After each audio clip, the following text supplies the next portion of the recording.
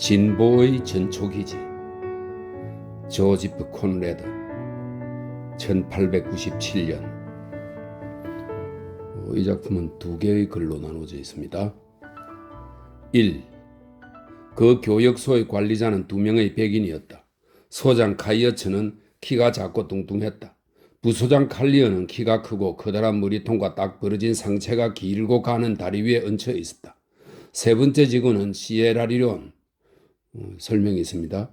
시에라리온은 아프리카 서해안에 위치한 지역으로 1896년 영국의 보령이 됨, 이런 설명이 있습니다. 시에라리온 출신 흑인으로 자기 이름이 헨리 프라이스라고 주장했다. 그렇지만 무슨 까닭에서인지 강 아래쪽에 사는 원주민들은 그를 막골라라고 불렀고 그 지방 어디를 가나 그 이름이 따라다녔다. 그는 영어와 프랑스어를 제제거리는 소리로 말하고 글씨를 잘 쓰고 부기를 좀 할 줄 알고 그리고 마음속 깊이 악령을 숭배하고 있었다. 그의 아내는 루안다는 앙골라의 수도입니다. 그의 아내는 루안다 출신 흑인으로 몸집이 매우 크고 말이 많은 여자였다. 납작 엎드린 흙강 같은 그의 집 문간에선 새 아이가 땡볕 속을 뒹굴었다. 입이 무겁고 속내를 드러내지 않는 막골라는 두 백인을 경멸했다. 그는 진흙으로 짓고 근초로 지붕을 올린 작은 창고를 관리했는데 구슬이며 면직물, 빨간머리 수건, 구리 철사를 비롯해 창고에 비치된 교역품을 정확하게 챙기는 신용을 했다. 창고와 막골라의 오두막을 제외하면 교역소 부지에 있는 것은 커다란 건물 한 채뿐이었다. 그 건물은 갈대로 말끔하게 지어 사방에 베란다를 둘러놓았다. 안에는 방이 셋 있었다. 가운데 방은 거실로 거칠거칠한 탁자 두 개와 등없는 글상 몇 개가 놓여 있었다. 나머지 두 방은 백인들의 침실이었다. 두 방 모두 가구라고는 침대와 모기장뿐이었다. 마루를 깐 바닥에는 뚜껑이 열린 반쯤 빈 상자들, 헤어진 옷가지, 낡은 구두 등 백인들의 물건들이 널려 있었다. 모두 지저분하고 망가진 것들로 깔끔하지 못한 사람 주변에는 어느새 이런 물건들이 모이기 마련이다. 이 건물들과 좀 떨어진 곳에 또 다른 거처가 하나 있었다. 그곳에는 한참 비스듬하게 기울어진 높다란 십자가 아래 이 모든 것의 시작을 목격한 사람, 이 진보의 전초기지의 건설을 계획하고 지켜본 사람이 잠들어 있었다. 고국에서는 성공하지 못한 화가였던 그는 배를 줄여가며 명성을 추구하다 지친 나머지 고위층의 연줄로 이곳으로 왔다. 그가 이 교역소의 초대 소장이었다. 갓 완성된 집에서 그 정력적인 화가가 열병으로 죽음을 맞이하는 것을 막골라는 예의, 그러게 내가 뭐랬어 하는 듯한 무심한 눈으로 지켜보았다. 그리고 한동안 식구들, 부기장부, 적도의 땅을 다스리는 악령을 벗하며 홀로 살았다. 그는 자신이 섬기는 신과 사이가 아주 좋았다. 어쩌면 가지고 놀 백인을 조만간 몇 명 더 바치겠노라는 약속으로 신을 구슬렸는지도 모른다. 거대한 정어리 상자 위에 평평한 지붕의 오두막을 올려놓은 것처럼 생긴 기선을 타고 도착한 대교역회사 이사의 눈에는 교역소도 잘 돌아가고 막골라도 언제나 그런 것처럼 묵묵히 열심히 일하고 있는 것으로 비쳤다. 이사는 초대 소장의 무덤에 십자가를 세워주고 소장 자리에 카이어츠를 임명했다. 그리고 칼리어를 부소장으로 파견했다. 이사는 무자비하고 능률적인 사람으로 때로는 정색을 하고 자기만 알아듣는 심한 농담을 던지기도 했다. 그는 카이어츠와 칼리어한테 일장 연설을 하며 이 교역소의 밝은 전망을 언급했다. 가장 가까운 교역기지도 한 500km는 떨어져 있으니 두각을 나타내고 실적을 높여 배당금을 받을 수 있는 절호의 기회이며 이런 자리에 그들을 임명한 것은 신참다에 대한 각별한 특혜라는 것이었다. 카이어츠는 이사의 배려에 감격한 나머지 눈물이 날 뻔했다. 그는 과분한 신임 등에 최선을 다해 보답하겠노라고 말했다. 카이어츠는 전신국에서 근무한 적이 있어서 어떻게 말해야 하는지를 잘 알았다. 유럽 열강의 안전을 보장해주는 군대에서 기병 하사관으로 근무한 적이 있는 칼리어는 감격이 덜했다. 설명이 있습니다. 1839년 런던 조약에서 벨기에는 영세 중립국으로 규정되었다. 이 대목에서도 드러나듯 카이어츠와 칼리어는 벨기에인으로 지리적 배경은 콩고로 설정되어 있다. 이런 설명입니다. 구전을 챙길 수 있다면 그야말로 좋은 일이었다. 교역소를 바깥 세상으로부터 격리시키는 것만 같은 강과 밀림과 빽빽한 덤불 숲을 우울한 눈빛으로 쭉 훑어보면서 그는 나지막하게 내뱉었다. 두고 보지 뭐, 금방 판가름 날 테니. 다음 날 면제품 짐짝 몇 개와 식량 몇 상자를 강가에 부려놓고 정을이 상자처럼 생긴 기선은 떠나갔다. 6달이 지나야 다시 들를 예정이었다. 가판에 서 있던 이사는 강둑에서 모자를 흔들어대는 두 직원에게 모자에 손을 올려 응답하고는 본사로 돌아가는 늙은 직원 쪽으로 고개를 돌리며 말했다. 저 천치 같은 작자들 좀 봐요. 나한테 저런 떨거지를 보내다니. 본사 사람들 정신이 어떻게 된 모양이요? 저자들한테 채소밭도 일구고 창고와 울타리도 새로 짓고 선착장도 지어놓으라고 하기는 했지만 분명 하나도 못할 거요. 어디서부터 손을 대야 할지도 모를 테니까. 이 강에는 교역소가 필요 없다는 게 내 생각인데 이따위 교역소에 딱 안성맞춤인 놈들이네요. 지내다 보면 나름대로 틀이 잡히겠지요. 고참 직원이 조용히 미소를 지으며 말했다.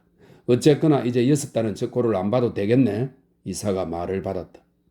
두 직원은 기선이 강구비를 돌아 사라지는 것을 지켜보다가 둘이서 팔을 끼고 비탈진 강둑에 올라 교역소로 돌아왔다.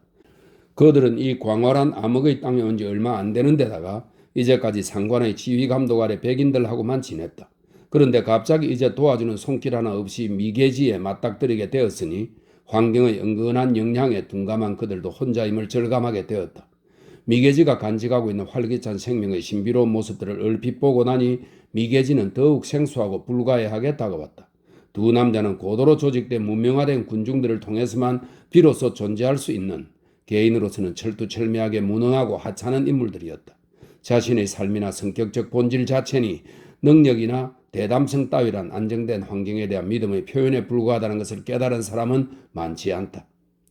용기와 침착성과 자신감이나 감정과 원칙, 위대하든 하찮든 모든 사상은 개인이 아니라 집단의 것, 그 제도와 윤리의 불가항력이라든가 경찰과 여론의 힘을 맹목적으로 신봉하는 집단의 것이다. 그렇지만 희석되지 않은 순수한 야망과 접촉하게 되면, 원시적인 자연이나 원시적인 인간과 접촉하게 되면 갑자기 가슴속에 깊은 동요가 일어난다. 자기 종족에서 떨어져 나와 혼자가 되었다는 느낌, 자신의 생각과 감각은 자기 혼자만의 것이라는 명료한 인식, 안전을 뜻하는 습관적인 것들의 부정에 위험을 뜻하는 생소한 것들의 긍정이 더해진다. 이는 곧 모호하고 통제할 수 없는 혐오스러운 것들을 암시하며 이런 것들이 혼란스럽게 밀고 들어와 상상력을 자극하며 어리석든 현명하든 모든 문명인들의 불안을 자극하는 것이다. 가이어츠와 칼리어는 아이들이 깜깜한 데서 그러듯 상대에게 가까이 붙어서 서로 팔을 끼고 걸었다. 두 사람은 위험에 처한 듯한 똑같은 불쾌하지만은 않은 느낌을 가졌는데 한편으로는 괜한 공상이라는 생각도 들었다. 그들은 친한 사이처럼 끊임없이 짓거려댔다.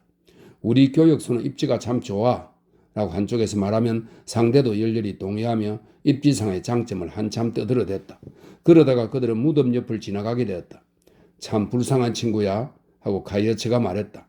열병으로 죽었다면서요? 발을 멈추며 칼리어가 중얼댔다. 그러게 말이야. 가이어츠가 화를 내며 대꾸했다. 무모하게도 땡볕 속에 마구 나다녔다지. 햇볕만 잘 피하면 여기 날씨도 우리나라보다 전혀 못할 게 없다고 다들 그러던데 잘 알았어 칼리어? 내가 여기서는 대장이니 땡볕 속에 돌아다니지 말 것을 명령하오. 그는 농담처럼 상관 행세를 했지만 말 자체는 진심이었다. 칼리어를 땅에 묻고 혼자 남게 될지도 모른다고 생각하니 마음이 오싹했다. 여기 아프리카 한가운데에서는 칼리어야말로 다른 곳에 사는 어떤 친형제보다도 더 소중한 존재라는 생각이 불현듯 들었다. 칼리어는 분위기를 맞추어 군대식 격려를 붙이며 활달하게 대답했다. 명령에 복종하겠습니다, 대장님. 그러고는 웃음을 터뜨리며 가이어츠의 등을 툭 치면서 소리쳤다. 우리 편하게 지냅시다. 그냥 가만히 앉아서 저 야만인들이 갖다주는 상 하나 수집하자고요. 이 날에도 좋은 점이 있네요. 두 사람은 요란하게 웃어댔고 웃으면서 칼리어는 생각했다. 불쌍한 가이어츠, 너무 뚱뚱한 데다 건강도 좋지 않아. 여기서 저 사람을 땅에 묻어야 한다면 끔찍한 일이야. 존경할 만한 사람인데. 집 베란다에 이르렀을 때 그들은 이미 서로 자네, 당신 하는 사이가 되었다. 첫날 그들은 망치와 목과 붉은 옥양목을 들고 슬렁슬렁 돌아다니며 잠옷 부산을 떨었다. 빨리 자리를 잡아 편안한 새 생활을 시작하자는 마음에 커튼도 달고 집안을 아름답게 살기 좋게 꾸미려는 것이었다. 그들에게는 불가능한 작업이었다. 순전히 물질적인 문제라 해도 효율적으로 처리하자면 흔히들 생각하는 것보다 더 평정한 정신과 더 고매한 용기가 필요한 법이다. 그런 실험에 두 남자보다 더 부적합한 사람도 찾기 힘들 것이다. 이제껏 사회가 온정 때문이 아니라 사회 자체의 묘한 필요 때문에 이 두 남자를 돌봐주고 독자적인 생각이나 자발성, 일상에서의 일탈을 일체 금지했으며 이를 어길 때는 죽음의 형벌이 가해질 거라고 위협했다. 그들은 기계가 되는 조건에서만 생명을 부지할 수 있었다. 그래서 이제 귀에 펜을 꽂고 다니는 사람들, 소매에 금박 레이서 장식을 한 사람들의 자상한 보살핌에서 벗어난 그들은 오래 감옥에 있다가 석방되었으나 자유를 어떻게 사용할지 모르는 종신수 같은 형편이었다. 두 사람 다 연습 부족으로 독자적인 생각을 하지 못했기 때문에 자신의 능력을 어떻게 사용해야 하는지 몰랐다. 두 달이 지났을 무렵 카이어츠는 자주 이렇게 말하곤 했다. 우리 멜리만 아니었다면 이곳에서 자네를 만나지도 못했을 거야. 멜리는 그의 딸이었다. 그는 딸의 지창금을 벌기 위해 17년 동안 아무 불만 없이 행복하게 근무해온 전신국 일자리를 집어던졌던 것이다. 아내는 죽고 아이는 그의 누이들 손에서 자라고 있었다. 오랜 세월 익숙했던 차도와 보도, 카페, 친구들, 매일같이 보던 모든 것들, 그리고 낯익은 것들을 보면서 자연히 떠오르던 모든 생각들, 수월하게 떠올라 마음의 위안을 주던 공무원다운 단조로운 생각들이 그는 그리웠다. 관청에서 오가던 숱한 소문, 사소한 적이, 가벼운 악이, 시시한 농담들이 그리웠다. 나한테 점잖은 매형만 있었더라도, 인정 많은 매형만 있었더라도 나 역시 이곳에 오지 않았을 거예요. 라는 말을 칼리어는 늘어놓곤 했다. 그는 제대 후 게으르고 뻔뻔스런 생활로 가족들에게 골칫거리가 되었고 참을 수 없었던 매형 하나가 초인적인 노력 끝에 이 회사의 2급 대리인 자리를 얻어주었다. 그는 땡전 한 푼 없는 신세였기 때문에 더 이상 친지들한테서 뜯어낼 것도 없어졌다는 사실이 분명해지는 순간 이 생계 수단을 받아들이는 수밖에 없었다. 카이어츠와 마찬가지로 그도의 생활이 그리웠다. 화창한 오후에 쨍그렁거리던 군도와 박차 소리, 막사에서 주고받던 농짓거리, 그리고 주둔지의 여자들이 그리웠다. 게다가 그는 불만을 품고 있었다. 사람들이 자기한테 대단히 부당한 대접을 했다는 것이었다. 이 때문에 그는 이따금 뚱해졌다. 그렇지만 어리석음과 게으름의 동지애로 뭉친 두 사람은 사이가 좋았다. 그들은 함께 절대로 아무것도 하지 않으면서 한가로운 무위를 즐겼으며 그 대가로 월급까지 받는 판이었다. 그리고 시간이 가면서 그들은 상대방에게 애정 비슷한 감정을 품게 되었다. 그들의 삶은 넓은 방에 들어온 장님 같은 꼴이었으니 손 닿는 데 있는 것만을 그것도 아주 불완전하게만 의식할 뿐 전체적인 큰 그림은 보지 못했다. 강도, 숲도 생명으로 약동하는 광활한 땅도 광활한 공허와 같았다. 심지어 찬란한 햇살도 모습을 드러내는 것들도 다 요령부득이었다. 삼라만상이 아무 연관도 목적도 없이 그저 눈앞에 나타났다가 사라져갔다. 강이 어디서 흘러왔다가 어디로 흘러가는지도 알 수 없었다. 강은 텅 빈 공간 속을 흘러갔다. 그 빈 공간에서 이따금 카누가 나타나고 손에 창을 든 남자들이 갑자기 교역소 마당에 북적거렸다. 번들거리는 벌거벗은 검은 몸에 눈처럼 하얀 조개 껍데기와 반짝이는 구리 철사로 만든 장식을 단 완벽한 팔다리를 가진 남자들이었다. 귀에 낯선 제재거리는 듯한 말소리에 걸음거리는 당당하고 가만히 머무는 법이 없는 놀란 눈으로 시선을 빠르게 거칠게 돌려댔다. 추장이 상아를 놓고 막 골라와 몇 시간씩 흥정을 벌이는 동안 전사들은 베란다 앞에 쭈그려 앉아있곤 했는데 4명 남짓한 사람들로 이루어진 줄이 옆으로 길게 이어졌다. 카이어츠는 의자에 앉아서 아무것도 이해하지 못한 채 일이 진행되는 것을 내려다보았다. 그는 둥그렇고 파란 눈으로 그들을 지켜보다가 칼리어에게 소리를 질렀다. 어이, 이것 좀 봐. 저기 저 자식, 그리고 왼쪽의 저 자식 좀 봐. 저런 면상 본 적 있나? 아이고, 정말 웃기는 놈들이야.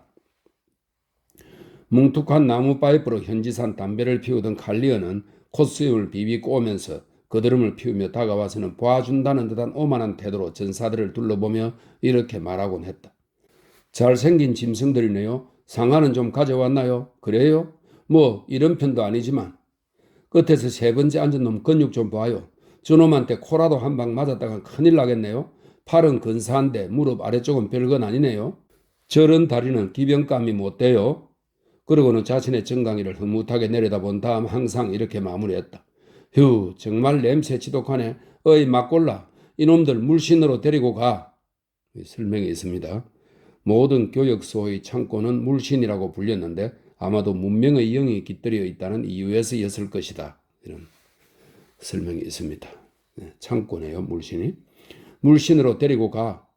그리고 너가 거기 쟁여둔 잡동산이나 몇 개 안겨주라고. 허접 쓰레기보다는 상하로 채우는 게 보기도 더 좋지. 카이어츠도 찬성했다. 그래. 상담은 저리 가서 끝내지. 막골라시 다 되면 내가 가서 상하 무게를 재볼 거야. 자고로 이런 신중히 해야 하는 법이니까.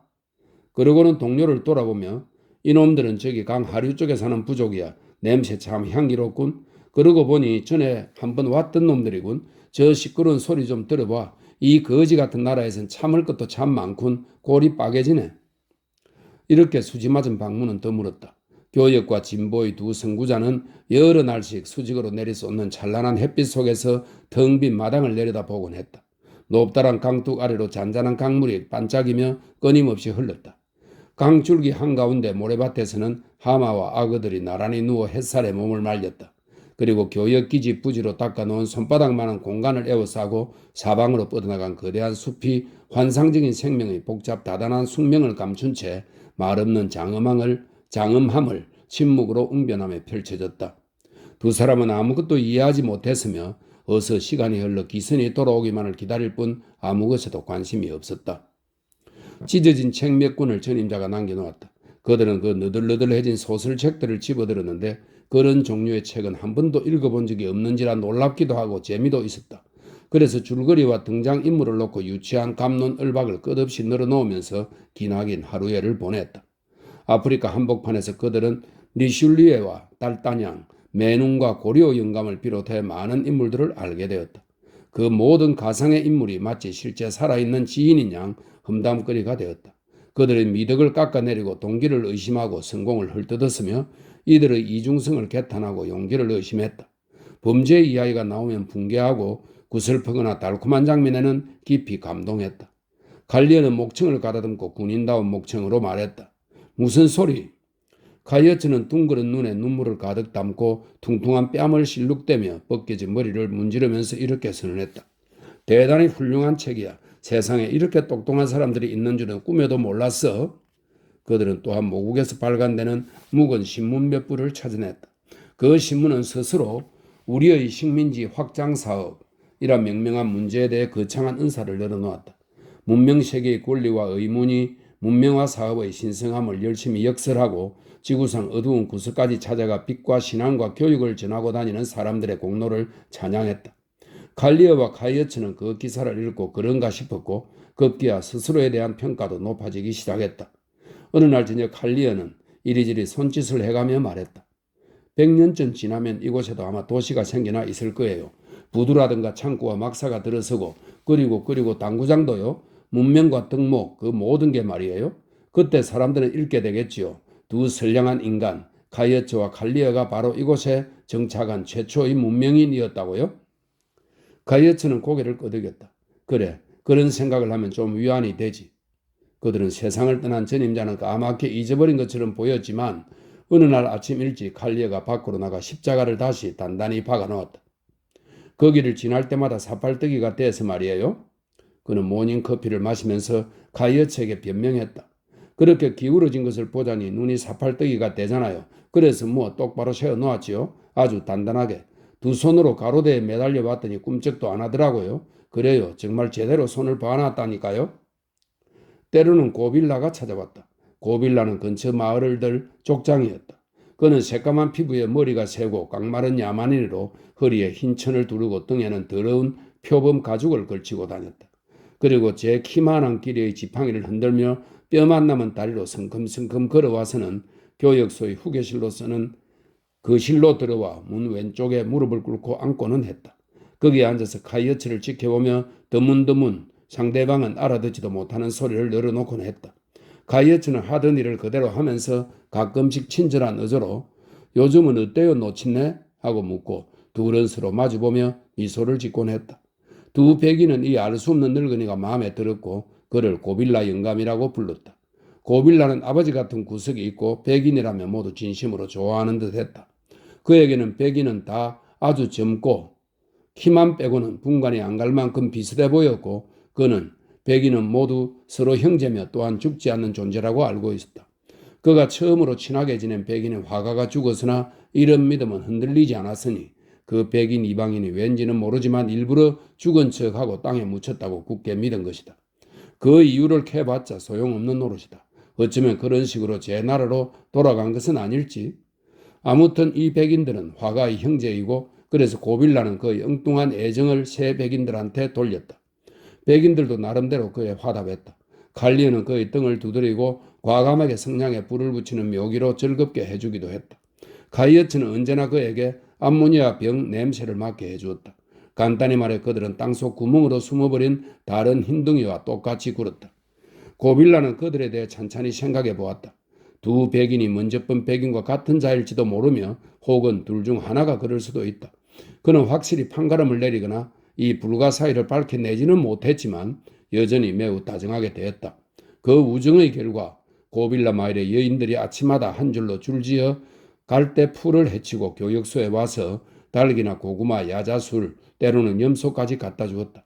회사에서는 교역소에 식량을 충분히 공급해주는 법이 없기 때문에 직원들은 현지에서 먹을거리를 조달해야 했다. 두 직원은 고빌라의 선의 덕분에 먹을거리도 없고 풍족한 생활을 누렸다. 이따금씩 둘 중 하나에게 열병 증상이 나타나면 나머지 한 사람이 정성껏 간호했다. 그들은 열병을 대수롭지 않게 여겼다. 열병 때문에 그들은 쇠약해지고 꼴이 못해져갔다.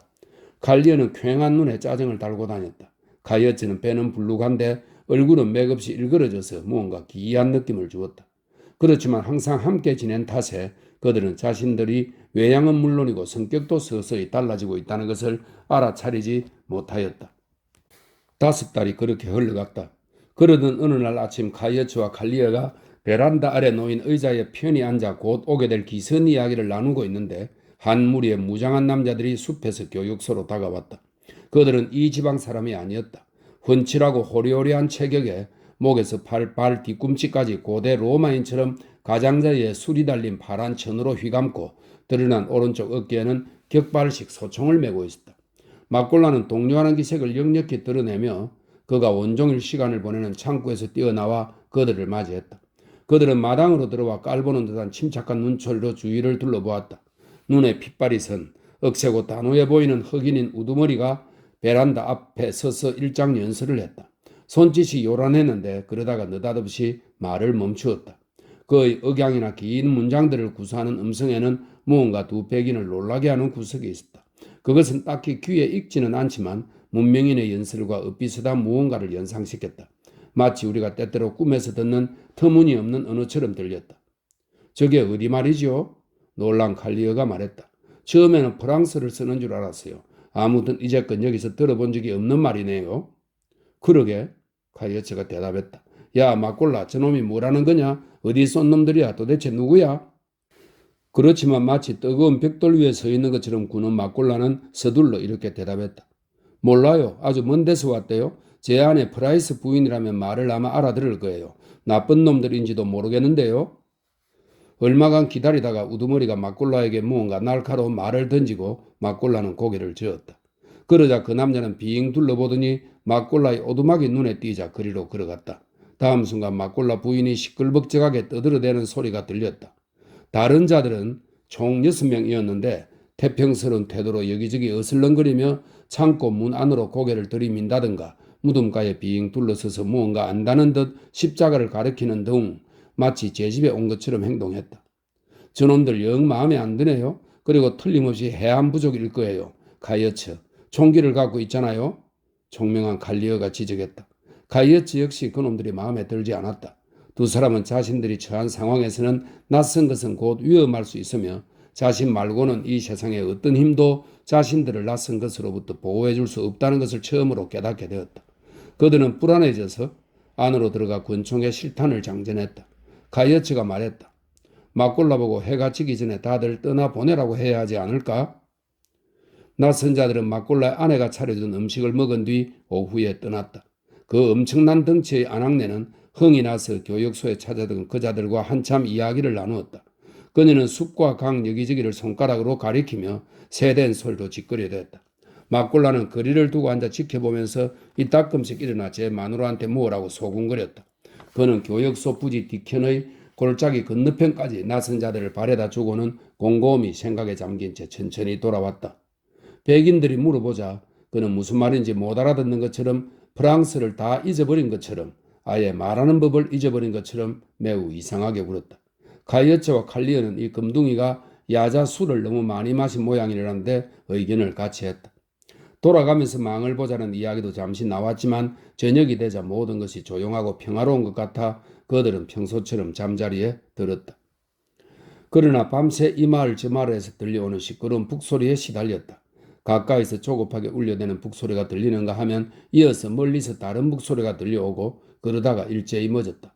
곧이어 호소하는 듯한 짤막한 북소리가 여기저기서 울려 나오더니 모두 한데 뒤섞여 점점 커지며 계속 힘차게 울려대 마치 온 땅이 하늘에다 끊임없이 호소를 올려보내는 거대한 하나의 북이라도 뗀 듯 가까이서 멀리서 북소리가 끝없이 이어지며 숲 전체를 뒤덮고 밤을 뚫고 울려 퍼졌다. 그리고 깊게 울려대는 그 엄청난 소음을 뚫고 정신병원에서 토막토막 들려오는 노래소리와도 닮은 느닷없는 고함 소리가 요란한 뿌렷 화음을 이루며 날카롭고 높게 솟구쳐 나와 하늘 높이 올라가며 별 아래 온 세상에서 평화를 모조리 쫓아내는 듯 했다. 칼리어와 가이어츠는 잠을 설쳤다. 두 사람 다 밤중에 총소리가 났다고 생각했지만 어느 쪽에서 났는지 서로 의견이 달랐다. 아침녘에 막골라는 어디론가 가고 없었다.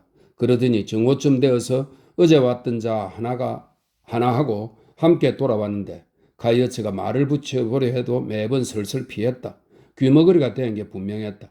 가이어츠는 이상한 생각이 들었다. 강둑에 낚시하러 갔던 칼리어가 돌아와서 잡은 물고기를 보여주면서 말했다. 금둥이들이 굉장히 술렁거리던데요. 무슨 일인지 모르겠어요. 2시간쯤 강에서 낚시를 했는데 강을 건너는 카누가 15척이나 보이더라고요.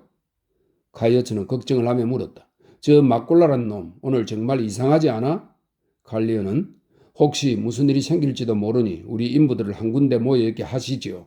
라고 충고했다. 2. 이사가 남겨두고 간 교육부 인부는 10명이었다. 한 달이 구체적으로 얼마나 되는지 전혀 모르고 시간 일반에 대해 아주 희미한 관념만 지닌 이들은 회사와 6개월 계약을 맺고 2년 넘게 진보의 대의명분에 봉사하고 있었다. 이 어둠과 슬픔의 땅에서도 아주 먼 지방 부족민들인 인부들은 도망칠 마음도 없었는데 이방인으로 떠돌다가는 이 지역민들한테 죽음을 당하리라는 막 당연한 판단에서였다. 그것은 옳은 판단이었다. 그들은 교역 속 건물들 바로 뒤편 갈대 풀이 무성한 골짜기로 내려가는 산비탈에 지프로 오두막을 짓고 살았다. 그들은 행복하지 않았고 고향의 신명나는 주문과 주술사들, 인신공양 따위를 그리워했다. 고향에는 또한 부모와 형제자매, 칭송받는 추장, 존경스러운 마법사, 사랑하는 친구, 기타 이른바 인간적인 것들이라고 하는 다른 유대관계들도 있었다. 게다가 회사에서 지급하는 쌀밥은 고향에서는 먹어보지도 못한 것이어서 입맛에도 맞지 않고 도무지 익숙해지지가 않았다. 따라서 그들은 몸과 마음도 엉망이었다. 다른 부족 출신이었다면 아마 죽기로 작정하고 어떤 야만인들한테는 자살만큼 쉬운 일도 없으니까 그래서 알 수 없는 힘든 삶에서 벗어났을 것이다. 그렇지만 이빨을 줄로 날카롭게 해가지고 다니는 전사부족 출신인 이들은 근성이 좀 있는 편이어서 질병과 슬픔을 감수하며 어리석게도 생명을 부지해 나갔다. 할 일도 거의 없어서 그 뛰어난 체격도 망가지고 말았다. 칼리어와 카이어츠가 열심히 치료를 시도했으나 건강을 되찾아주지는 못했다. 그들은 매일 아침 소집되어 풀깎기, 울타리 쌓기, 나무 베기 등 다양한 작업에 배치되었는데 능률적인 작업을 기대하기는 도무지 불가능했다. 두 베기는 사실상 그들에게 거의 통제력을 갖지 못했다. 오후에 막골라가 백인들이 거처하는 큰 집으로 건너왔을 때 가이어츠는 수비로 솟아오르는 세 줄기 굵은 연기를 바라보고 있었다. 저게 뭐지? 가이어츠가 물었다. 몇 군데 마을이 타고 있었어요. 하고 막골라가 대답했는데 이제 제정신이 돌아온 모양이었다. 그러다가 그는 불쑥 말했다. 그동안 구한 상하가 얼마 안 되네요. 6개월 실적으로는 형편없는데요. 좀 더 있으면 좋겠지요? 그럼 가이어츠가 반색을 하며 말했다. 그는 형편없이 적을 배당금을 생각했다. 어제 왔던 자들은 루안다에서 온 장사치인데 상하가 너무 많아서 자기네 나라로 다 실어가지 못할 정도라네요. 사러 갈까요? 캠프 친 곳을 알거든요. 그렇게 해. 가이어츠가 말했다. 그런데 그 장사치들은 뭐하는 놈들이냐? 나쁜 놈들이에요. 막골라가 무심하게 대답했다. 싸움이나 끌어대고 여자와 아이들을 잡아가요. 나쁜 놈들인데다 총도 있어요. 이 지방은 온통 난리입니다. 상하를 사실래요? 그럼 카이어츠가 말했다. 막골라는 잠시 아무 말이 없었다. 그러다가 우리 인부놈들은 아무짝에도 쓸모가 없어요 하고 주변을 두리번거리며 중얼거렸다. 교역소가 엉망입니다 소장님. 이사님이 오면 시끄러워지겠는데요. 근사한 상아를 많이 구해놓는 게 좋겠어요. 그럼 아무 소리도 안 하겠죠. 난들 어쩌겠냐. 도무지 일을 하려 들지 않는데. 카이어츠가 말했다. 상아는 언제 사려고? 금방요. 어쩌면 오늘 밤에요. 막골라가 말했다. 저한테 맡겨두고 안에 계세요 소장님. 이따가 저녁 때 인부들한테 야자수를 좀 내주고 춤이나 추도록 해주시면 좋을 것 같네요. 실컷 놀고 내일은 일을 더 잘하라고요. 야자수는 얼마든지 있으니까요. 좀 시큼해지긴 했지만. 카이어츠는 그러라고 했고 막골라는 커다란 호리병박 술통 몇 개를 직접 자기 오두막 문간에 날라다 놓았다. 술통은 저녁까지 거기 놓여 있었고 막골라 부인은 그것들을 하나하나 모두 들여다보았다. 인부들에게 술을 내준 것은 해질녘이었다. 카이어츠와 칼리어가 잠자리에 들었을 때 인부들 오두막 앞에는 커다란 모닥불이 타오르고 있었다. 인부들의 환성과 북소리가 들렸다. 고빌라 마을 남자 몇이 교역소 인부들의 합세하고 여흥은 대성공이었다. 한밤중에 갑자기 잠에서 깨어난 칼리어는 누군가 크게 외치는 소리를 들었고 이어서 총소리가 났다. 딱 한 발이었다. 뛰쳐나간 칼리어는 베란다에서 카이어츠와 마주쳤다. 둘 다 매우 놀란 상태였다. 둘이 막골라를 부르러 마당을 가로지르는데 캄캄한 어둠 속에서 움직이는 사람 그림자들이 보였다. 그 중 하나가 외쳤다. 쏘지 마세요. 저예요. 저 프라이스예요. 그리고 막골라가 곁에 나타났다. 돌아가세요. 제발 좀 돌아가세요. 그는 채근했다. 이러시면 일이 전부 망가져요. 낯선 자들이 돌아다니는데. 칼리어가 말했다. 걱정 마세요. 저도 압니다. 막골라가 말했다. 그러고는 속삭였다. 다 잘 되고 있어요. 상아를 가져온다고요. 아무 말 마세요. 제가 다 알아서 할게요. 두 백인은 내키지 않는 걸음으로 집으로 돌아왔지만 잠들지는 못했다. 발자국 소리, 수군거리는 소리에 신음소리도 들려왔다. 마치 여러 명이 들어와 묵직한 물건들을 바닥에 부려놓고 한참 성강의를 하다가 다시 나가는 것 같았다. 그들은 딱딱한 침대에 누워 생각했다. 막골라 이놈이 보배군. 다음 날 아침 칼리어는 잠에 취한 채 밖으로 나와 큰 종의 줄을 잡아당겼다. 아침마다 종소리가 울리면 교역소 인부들이 모여들었다. 그날 아침은 아무도 나타나지 않았다. 카이어츠도 하품을 하며 밖으로 나왔다. 마당 건너편에서 막골라가 비눗물이 담긴 양칠 대야를 들고 오두막에서 나오는 것이 보였다. 개명한 금둥이 막골라는 몸 가축을 말끔하게 했다. 그는 자기가 키우는 비실비실한 작고 누른 개에게 비누 거품을 솜씨도 좋게 끼얹더니 직원 숙소 쪽으로 고개를 돌리며 선자리에서 소리를 쳤다. 간밤에 인부들이 전부 가버렸어요. 무슨 말인지 명확히 들렸지만 두 사람은 놀란 나머지 입을 모아 고함을 질렀다. 뭐라고? 그러고는 서로를 쳐다보았다. 이거 정말 골치 아프게 되었네요. 칼리어가 투덜댔다. 말도 안 돼. 카이어츠가 중얼거렸다. 인부들 숙소에 가볼게요. 칼리어가 말하며 성큼성큼 걸어갔다. 막골라가 다가왔을 때 카이어츠는 혼자 서 있었다. 도저히 믿을 수가 없구나. 카이어츠가 서글픈 목소리로 말했다. 친자식처럼 보살펴 주었는데 해안에서 온 자들을 따라간 거예요. 잠시 망설이다 막골라가 말했다. 누구를 따라갔든 나하고 무슨 상관이냐. 빼엄망덕한 짐승들 같으니. 카이어츠가 소리쳤다. 그러더니 갑자기 의심이 든 그는 막골라를 뚫어지게 노려보며 덧붙였다. 너 이 일에 대해서 아는 게 뭐냐? 막골라는 땅바닥을 내려다보면서 어깨를 으쓱했다. 아는 거요? 그냥 짐작이지요. 저기 구해다 놓은 상아 좀 보러 가실래요? 훌륭한 상아예요. 그런 것은 못 보았을 겁니다. 그는 창고 쪽으로 걸어갔다. 카이어츠는 인부들이 도망갔다는 믿을 수 없는 사건을 곱씹으며 기계적으로 뒤를 따라갔다. 물신의 문 앞에 멋진 상아 6개가 놓여 있었다. 뭘 주고 얻은 거야?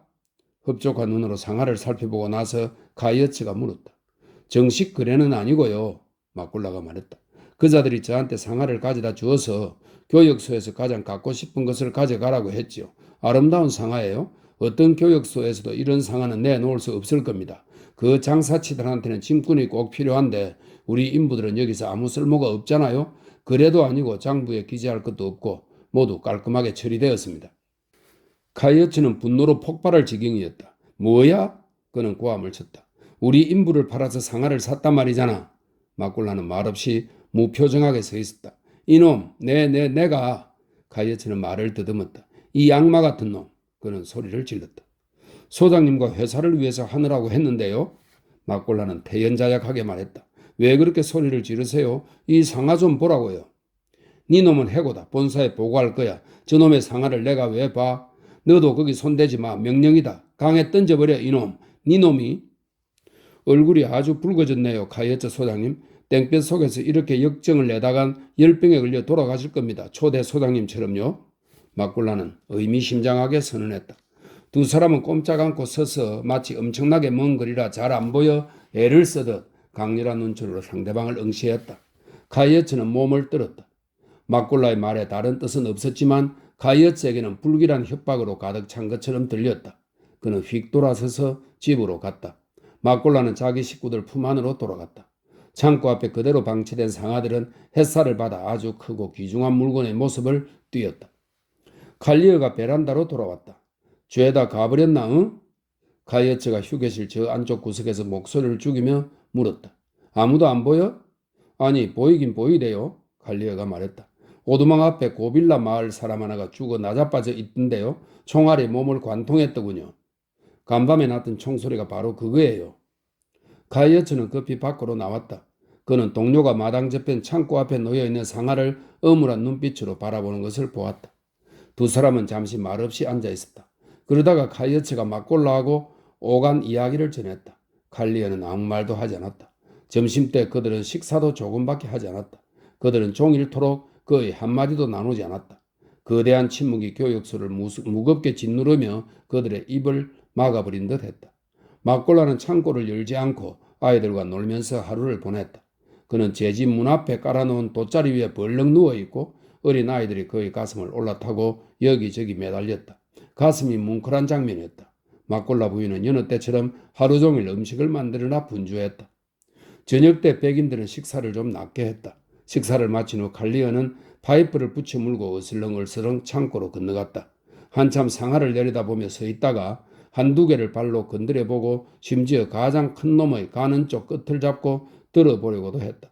그러더니 베란다에서 꼼짝도 하지 않는 소장에게 돌아와서 덜썩 의자에 앉으며 말했다.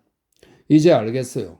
인부들은 막골라가 소장님의 허락하에 가져다 준 그 많은 야자수를 마시고 골아 떨어졌다가 그만 기습을 당한 거예요.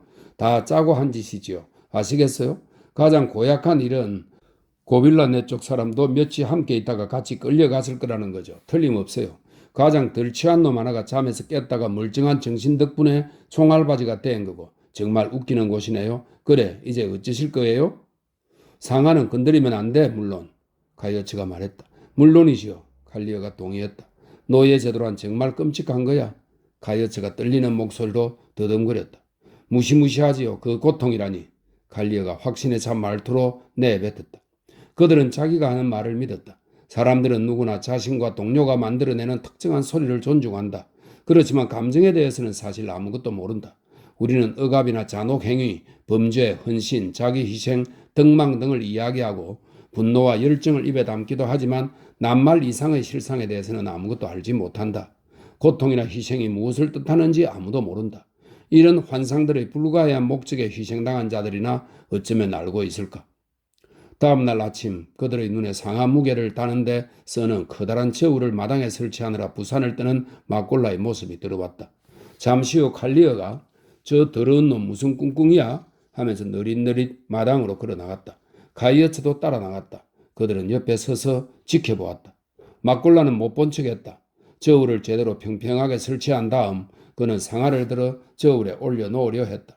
상아는 너무 무거웠다. 그는 한마디도 없이 난감한 표정으로 올려다 보았고 그들은 잠시 세 개의 조각상처럼 꼼짝도 하지 않고 말없이 저울을 둘러싸고 서 있었다. 갑자기 칼리어가 말했다. 저쪽 끝을 잡아 막골라 이 짐승 같은 놈아. 그러고는 모두 힘을 합쳐 상아를 저울 위로 휙 던져 올렸다. 카이어츠는 사지가 후들거렸다. 그는 아이고 오 세상에 하며 투덜대더니 주머니를 뒤져 지저분한 종이 쪽과 몽당연필 한 자루를 찾아냈다. 그리고 마치 무언가 엉큼한 짓이라도 하듯 다른 두 사람에게 등을 돌리고 칼리어가 공연히 큰 소리로 외쳐대는 상하 무게를 슬그머니 적어 넣었다. 일이 다 끝나자 막골라가 조그만 소리로 혼자 말을 했다. 여기다 상하를 놔두기에는 햇빛이 너무 뜨거운데. 이어서 칼리어가 그냥 한번 해보는 소리처럼 카이어츠에게 말했다. 저 소장님 창고로 옮기는 걸 내가 좀 거들어 줄 수도 있겠네요. 숙소로 돌아가면서 카이어츠는 한숨을 쉬며 말했다. 그러는 수밖에 달리 방법이 없네. 그러자 칼리어가 말했다. 안 된 일이지만 인부도 회사 인부고 상하도 회사 상하니까요. 상하를 잘 보관해 두는 수밖에요. 물론 이사한테 보고는 할 거야. 카이어츠가 말했다. 물론이지요. 결정은 이사한테 맡기세요. 칼리어도 찬성했다. 정오쯤 그들은 배불리 식사를 했다. 카이어츠는 이따금 한숨을 내쉬었다. 막골라 이름이 들먹여질 때마다 그들은 욕짓거리를 덧붙였다. 그러면 마음이 좀 편해졌다. 막골라는 제멋대로 그날을 방공일로 정하고 강에 나가 아이들을 씻겨주었다. 그날 고빌라 부족 마을들에서는 교육소 근처에 얼씬도 하지 않았다. 다음 날도 그 다음 날도 그리고 일주일이 다 가도록 한 사람도 발을 들여놓지 않았다. 그렇게 살아있다는 흔적을 드러내지 않는 것만 보자면 고빌라 부족민이 깡그리 살해되어 매장되기라도 한 것 같았다. 그렇지만 그들은 자기네 땅으로 사악한 자들을 끌고 들어온 백인들의 마법으로 말미암아 잃어버린 사람들을 애도하고 있을 뿐이었다. 사악한 자들은 사라졌지만 두려움은 남았다. 두려움은 언제나 남기 마련이다. 인간은 마음속에서 모든 것을 사랑과 미움과 믿음 그리고 의욕까지도 다 지워버릴 수 있지만 그러나 생명이 남아있는 한 두려움은 지워버리지 못한다. 지울 수 없는 미묘하고 끔찍한 두려움은 그의 존재 속으로 스며들어 생각을 물들이고 가슴 속에 자리 잡아 최후의 숨을 몰아쉬는 입술의 그 고투를 지켜본다. 이런 두려움 때문에 온화한 노인 고빌라는 백인 친구들을 사로잡은 모든 악령들에게 추가로 인신공양을 바쳤다. 그는 마음이 무거웠다. 전사들 사이에서는 저들을 불태워 죽이자는 소리도 나왔지만 이 신중한 늙은 야만인은 그들을 말렸다. 저 불가사의한 자들을 거슬렸다가 어떤 재앙을 불러올지 누가 아는가. 건드리지 않는 편이 좋다. 아마도 때가 되면 저들도 처음 왔던 자처럼 땅속으로 사라질 것이다. 우리 부족은 저들을 멀리하면서 최선의 결과를 기대하는 수밖에 없다.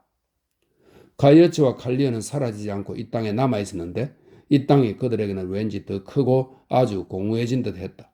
그들을 짓누른 것은 이 전초기지의 절대적이고 말없는 고독이 아니라 무언가가 자신의 안전을 도모해주고 미개지가 가슴속으로 밀고 들어오지 못하게 막아주던 무언가가 자기 속에서 사라져버렸다는 막연한 느낌이었다. 고향의 모습, 자신을 닮은 사람들, 예전의 자신과 비슷하게 생각하고 느끼는 사람들의 기억은 구름 한 점 없이 이글거리는 햇살 앞에서 멀리 희미하게 쓰러져 갔다. 그리고 주위에 에워싸고 있는 미개지의 거대한 정적으로부터 다름 아닌 미개지의 절망과 야만성이 조금씩 다가와 그들을 부드럽게 끌어당기고 그들을 내려다보며 뿌리칠 수 없는 친숙하고 역겹고 근심 어린 손길로 어루만져 주는 듯 했다. 며칠이 몇 주가 되고 몇 달이 되었다. 고빌라 부족 사람들은 예전처럼 초승달이 뜰 때마다 북을 치고 함성을 질렀지만 교역소는 멀리했다. 한 번은 막골라와 칼리어가 카누를 타고 가서 다시 관계를 열어보려고 해보았지만 화살 세례만 받고 죽을 둥살둥 교역소로 도망쳐야 했다. 이런 시도로 인해 상류에서 하류까지 강변지대는 온통 난리가 났고 며칠씩 요란한 소리가 아주 뚜렷하게 들려왔다. 기선이 늦어지고 있었다. 지연되는 기선을 놓고 그들은 처음에는 쾌활하게 그러나 곧 걱정스럽게 나중에는 침통하게 이야기를 나누었다. 사태가 심각해지고 있었다. 비품도 떨어져 갔다. 칼리어는 강둑에 나가 낚싯대를 들이웠지만 강물은 얕고 물고기도 보이지 않았다. 그들은 교역소에서 멀리 떨어진 곳으로는 사냥을 나갈 엄두가 나지 않았다. 게다가 뚫고 들어가기도 힘든 밀림에는 사냥감도 없었다. 한 번은 칼리어가 강에서 하마 한 마리를 쏘았다. 그러나 건져 올릴 배가 없어서 하마는 가라앉고 말았다. 하마는 다시 떠올랐다가 멀리 떠내려가 고빌라 마을 사람들이 하마를 건져 올렸다. 국경일로 삼을 만한 경사였지만 칼리어는 벌컥 화를 내며 살만한 나라가 되려면 먼저 깜둥이들을 깡그리 썰어버려야 한다고 떠들어댔다. 카이어츠는 침묵한 채 몇 시간씩 딸 멜리의 사진만 들여다보며 시간을 보냈다. 빗발에 머리를 길게 따내린 부르퉁한 표정의 조그만 여자아이 사진이었다. 그는 두 다리가 심하게 부어올라 제대로 걷지를 못했다. 열병으로 쇠약해진 칼리어도 이제 어스대며 활보하지는 못했지만 정예의 연대 시절을 기억하는 사람답게 여전히 내가 할 게 뭐냐는 분위기를 풍기며 계속 비틀거리며 나타났다. 그는 냉소적이 되어 목이 잠긴 소리로 걸핏하면 듣기 거북한 말을 내뱉었다. 그는 이것을 터놓고 말하기라고 불렀다. 그들은 자기네가 받을 교육 배당금이 얼마일지 이미 오래전에 계산해 놓았는데 그 중에는 이 망할 놈의 막골라가 성사시킨 마지막 거래도 포함되어 있었다. 그들은 또한 그 일에 대해서는 입을 다물기로 이미 결론을 내려놓았다. 처음에는 가이어츠는 망설였다. 이사가 겁이 났던 것이다. 이사야 이보다 더한 일도 소리 소문 없이 넘겨버렸을 텐데요. 갈리어가 목신 소리로 웃으며 주장했다. 이사를 믿어요. 털어놓는다고 고맙다고 할 것 같아요. 소장님이나 나보다 나을 거 하나 없는 작자인데 우리만 입 다물고 있으면 누가 입을 열겠어요? 여긴 아무도 없잖아요. 그것이 바로 문제의 근원이었다. 그곳에는 아무도 없었고 외따로 버려진 나약한 두 사람은 날이 갈수록 헌신적인 친구들이라기보다는 한 쌍의 공범자를 닮아갔다. 고국 소식을 전혀 듣지 못한 지도 8달이 되었다. 매일 저녁 그들은 내일은 기선이 들어올 거야 하고 말했다. 그렇지만 회사 소속 기선 한 척이 난파되어 이사는 남은 배 한 척을 타고 강본류에 위치한 매우 멀리 떨어진 중요한 교역소들을 구해주느라 정신이 없었다. 그는 쓸모없는 교역소와 쓸모없는 인간들은 기다려도 된다고 생각했다. 그동안 카이어츠와 칼리어는 소금도 치지 않은 쌀밥으로 버티며 회사와 아프리카의 모든 것 그리고 자기가 태어난 날을 저주했다. 그런 식단으로 버텨본 사람만이 음식을 삼켜야 한다는 것이 때로는 얼마나 끔찍스러운 고통인지 알 수 있다. 교역소에는 쌀과 커피 말고는 문자 그대로 아무것도 없었다. 그들은 커피도 설탕 없이 마셨다. 마지막 남은 15개의 설탕 덩어리는 혹시 병이라도 날 때를 대비해서 라고 하면서 가이어츠가 꼬냑 반병과 함께 엄숙하게 자기 상자에 넣고 자물쇠를 채워버렸다. 칼리어도 찬성했다. 아플 때는 그런 특별한 먹을거리라도 있으면 기운이 나지요. 그들은 기다렸다. 마당에는 온통 풀이 무성하게 돋아나기 시작했다. 이제 종도 울리는 법이 없었다. 하루하루가 조용히 분통 터지게 천천히 지나갔다. 두 사람은 입을 열 때마다 으르렁거렸고 신문 역시 써디든 생각에 물든 듯 써디쓰기만 했다. 어느 날 쌀밥으로 점심을 때운 후에 칼리어는 커피 잔을 입에 대지도 않고 내려놓으며 말했다. 피로먹을 단 한 번만이라도 커피다운 커피를 마셔보자고요. 설탕 꺼내와요 카이어츠. 환자용이야. 카이어츠는 중얼거릴 뿐 고개도 들지 않았다. 환자용이야. 칼리어가 조롱하듯 따라했다. 헛소리 그만해요. 좋아. 바로 내가 환자요. 나도 자네도 환자가 아니야. 그리고 나도 설탕 없이 마시잖아. 카이어츠가 부드러운 어조로 말했다. 시끄러워요. 어서 설탕 내놔요. 이 노예나 팔아먹는 치사한 늙은이 같으니. 카이어츠가 고개를 휙 쳐들었다. 칼리어는 유난히 건방진 미소를 흘리고 있었다. 그러자 갑자기 카이어츠는 칼리어가 한 번도 본 적이 없는 사람처럼 여겨졌다. 도대체 어떤 인간인가? 그에 대해 아는 것이라고는 하나도 없었다. 무슨 짓을 저지를지 어찌 아나? 마치 꿈도 꾸지 못한 위험하고 결정적인 것에 맞닥뜨린 양 놀랍게도 그의 내부에서 섬광처럼 격렬한 감정이 솟구쳤다. 그렇지만 그는 침착하게 말했다. 참으로 멋대가리 없는 농담이군. 다시는 하지 말게. 농담이라고. 칼리어가 앉은 자리에서 몸을 불쑥 앞으로 내밀며 말했다. 나는 배도 고프고 몸도 아파요. 농담이라니. 위선자는 질색이야. 당신은 위선자야. 노예상이잖아. 나도 노예상이고 이 저주받을 나라에는 온통 노예상뿐이야. 아무튼 오늘은 커피에 설탕을 타야만 하겠어. 그런 말투는 용납하지 않겠네. 카이어츠가 자뭇 과단성을 보이며 말했다. 아니 감히 뭐라고? 칼리어가 벌떡 일어나며 고함을 쳤다. 카이어츠도 일어났다. 난 자네 상관이야. 그는 떨리는 목소리를 억제하려 애쓰며 말을 시작했다. 뭐야? 상대가 소리를 질렀다. 누가 상관인데? 여기 상관 따위가 어디 있어? 여기엔 아무것도 없어. 당신하고 나밖에 없다고. 설탕 가져와. 이 고집불통 배불뚝이야. 입 닥쳐. 이 방에서 나가. 카이어츠가 날카롭게 소리쳤다. 넌 해고다. 이 불황당 같은 놈. 칼리어가 의자를 휘둘러댔다. 순간 그는 위협적이게도 진심인 듯 했다. 이 아무짝에도 쓸모없는 축 늘어진 민간인 따위가 이거나 받아라. 그는 악을 썼다. 카이어츠는 탁자 밑으로 몸을 휙 숙였고 의자는 풀로 엮은 암벽에 가 부딪혔다.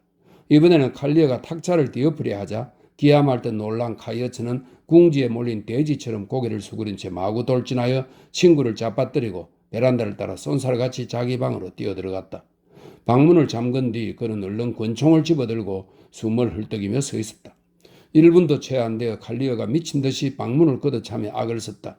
얼른 그 설탕 안 가지고 나오면 눈에 띄는 즉시 개처럼 쏴 죽여버릴 거야. 자, 하나, 둘, 셋 안 나와? 어디 누가 상전인지 내 보여주지. 카이어츠는 무너지겠다는 생각에 그 방의 창문 구실을 하는 네모난 구멍을 비집고 몸을 빼냈다. 이제 둘 사이에는 집 한 채가 길게 가로놓였다.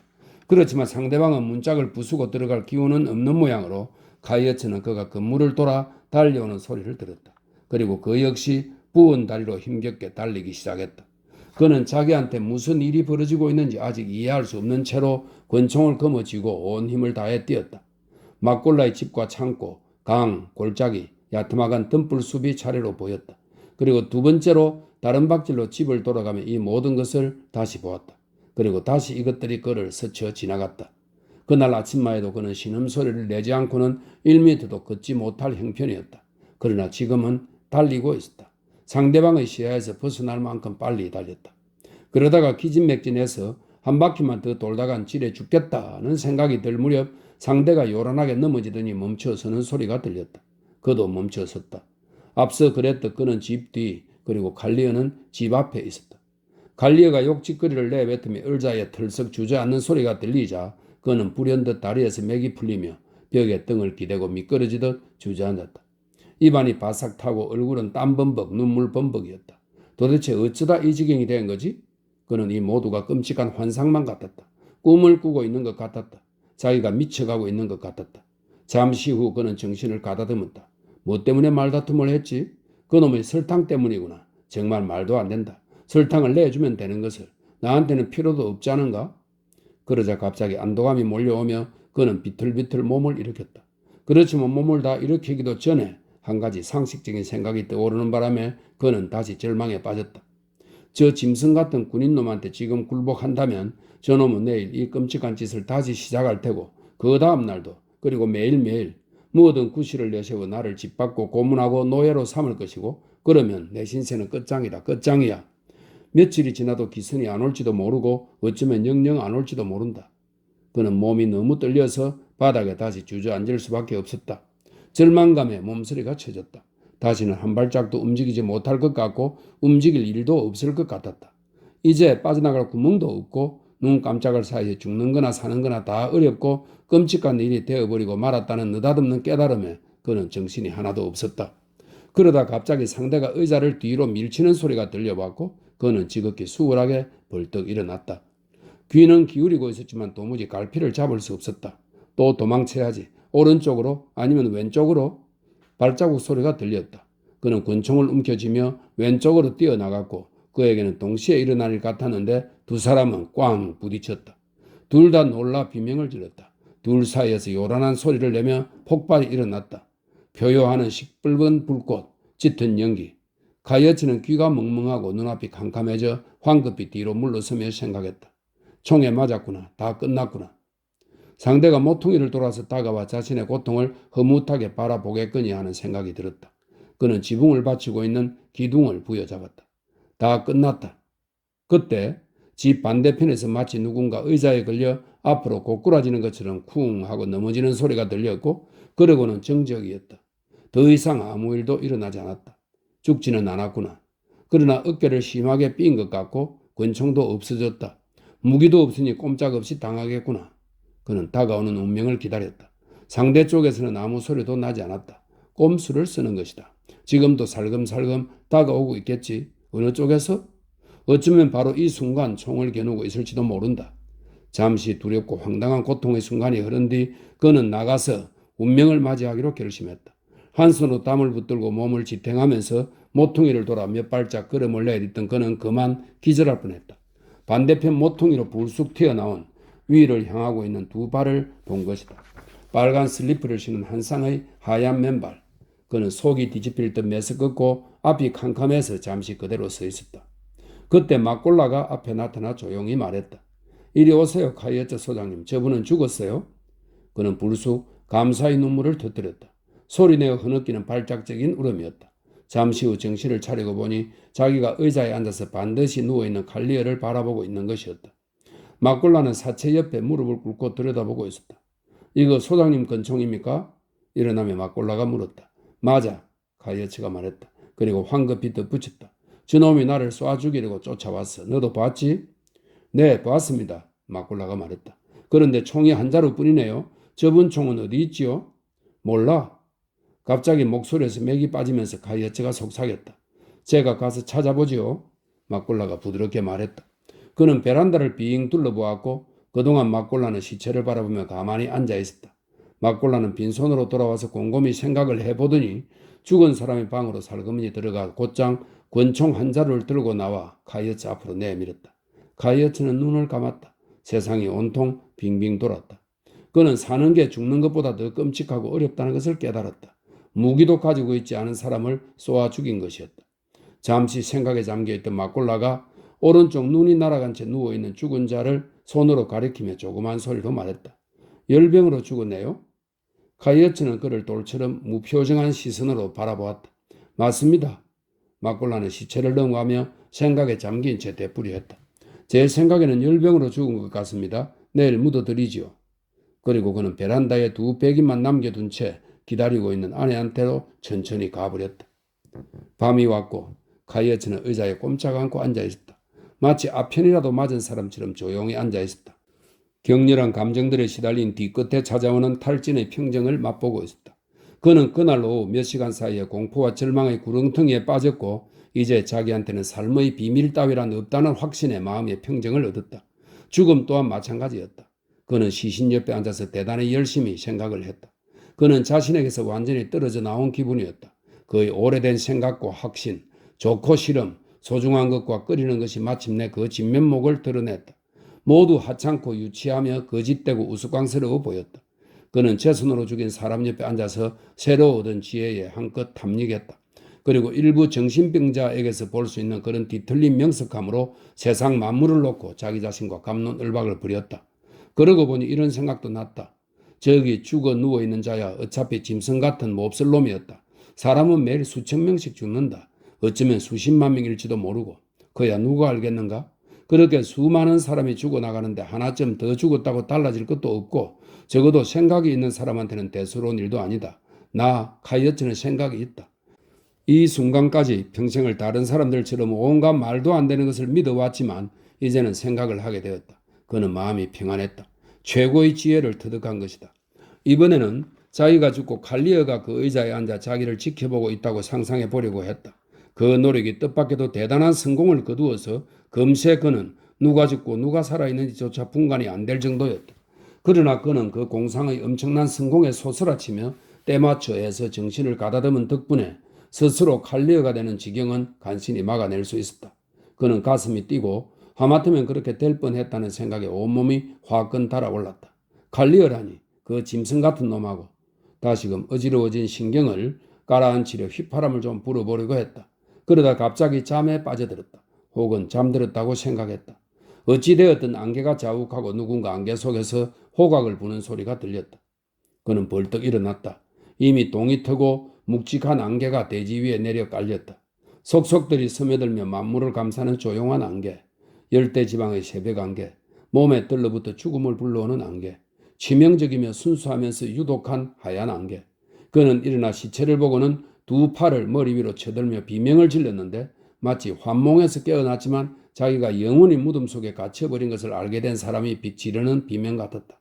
사람 살려, 오 하나님.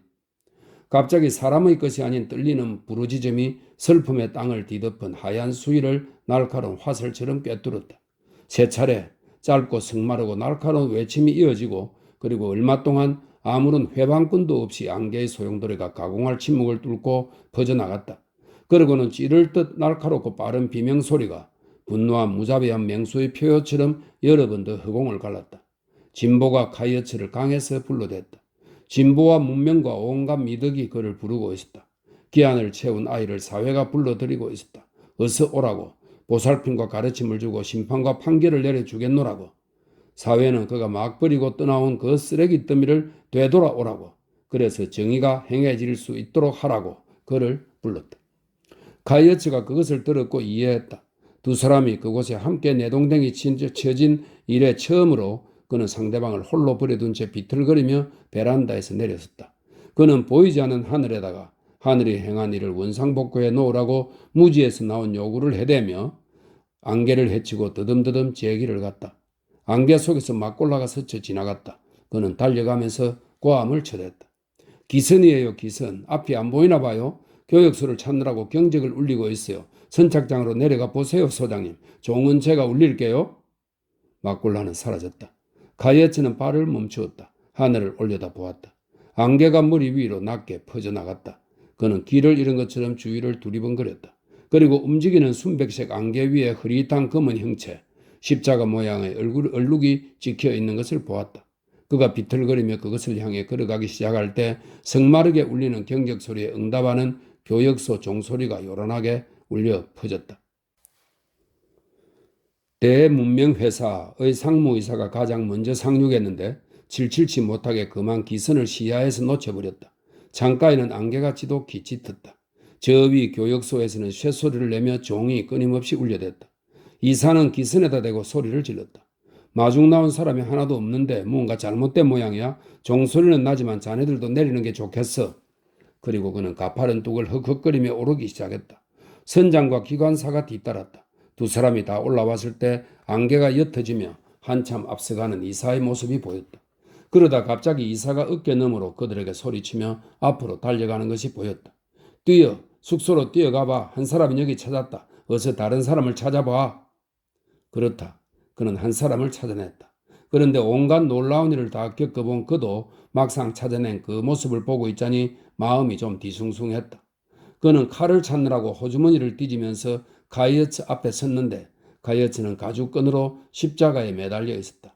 높고 좁다란 무덤 위로 기어 올라가 가죽끈 끄트머리를 십자가 팔에 묶은 다음 몸을 던진 것이 분명했다.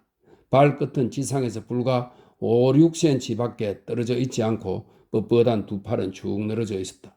마치 꼿꼿하게 차렷 자세로 서 있는 모양인데 다만 자줏빛 뺨 한쪽을 장난스럽게 어깨에 기대었다. 그리고 불경스럽게도 상무의사를 향해 퉁퉁 부은 혀를 쑥 내밀고 있었다.